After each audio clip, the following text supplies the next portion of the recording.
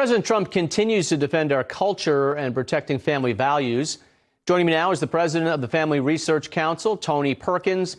So, Tony, it's great to have you. I mean, it's interesting, you know, we've gone through different eras, right? The Obama administration, which I believe, he planted all of these seeds of racism and everything else into the garden that then was, came to fruition under Biden. But Trump gets in there and he goes after this nonsense, this culture of death in this country, the DEI, all that kind of stuff. Compare the cultures, before and after Trump, if you will.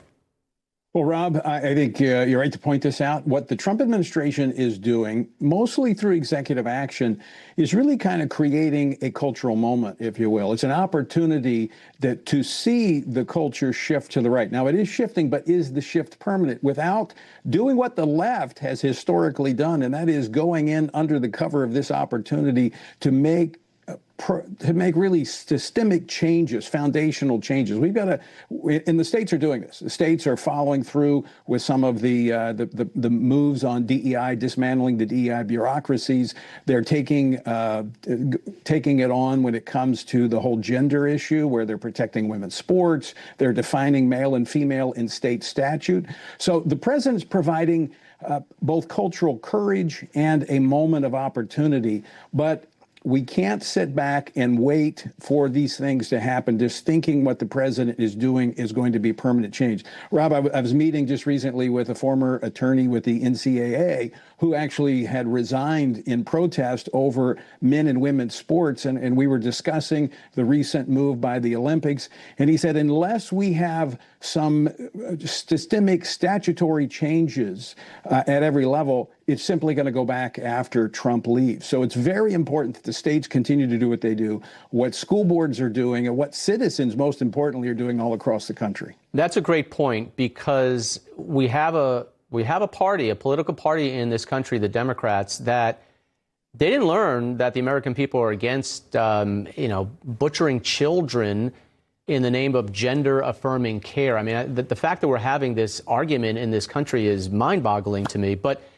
they're not relenting on that. They're doubling down on that. And you're right. If they get into power, they will do everything they can to foment that into our statutes, and they will then turn the tables and go after people and institutions and states that don't allow that, just like they were doing under Biden. Right.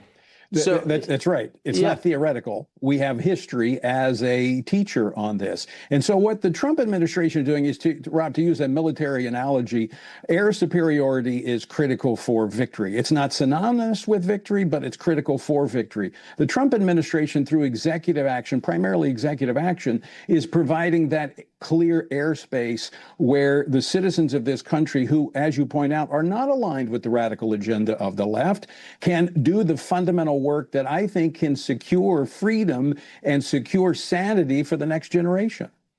Before I let you go, there's a bill in California that some would say would undermine parental rights and maybe even allow kidnapping.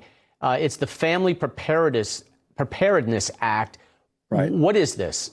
Well, this is designed to help immigrants, illegal immigrants who may be deported. It's designed to really cloud the issue, but it ties into another issue, and that's what the president has been addressing on the census. The Democrats want illegals because they're counted in the census, which can help shift the allocation of seats in Congress. And so they're doing everything they can to continue to provide, open doors, if you will, into these sanctuary cities, irregardless of the effect that this has on the rest of the community. So what this would do is actually put children at risk outside the immigrant community, put them at risk for exploitation, because it weakens parental rights and protections that are in place under the law for children, all because they want to stake a flag on illegal immigration. Yep.